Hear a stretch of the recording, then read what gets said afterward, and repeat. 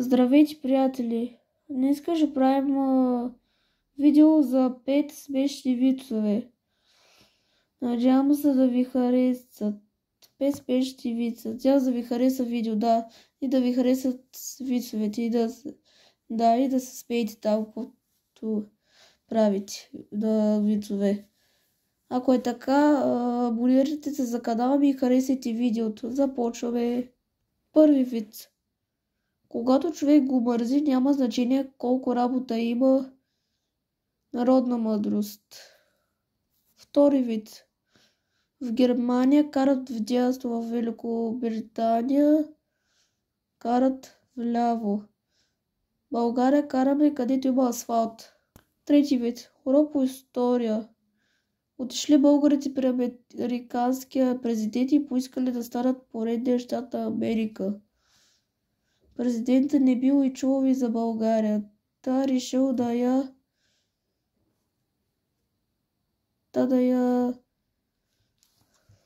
Чакайте малко.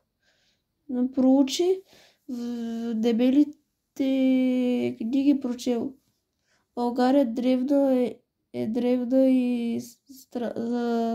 е древна страна с богати традиции и интересна култура и трагична робска история. Била завладявана от Римска империя и след дълго Римската империя се е разпадала.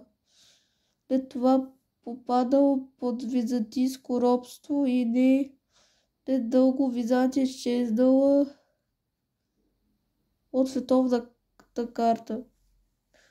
Попаднала от османско иго, но след известно време и Османската империя се е разпаднала. Била в съюз с Хитлер, но Германия, американският президент бил потресен и преклонил почтително главата през разучителния български гений. И се питал, те са от Евросъюза, не са ли чели този вид? Или си мислеха, че на тях ще им се размине? Четвърти вид. Сръбския парламент се казва Скупщина.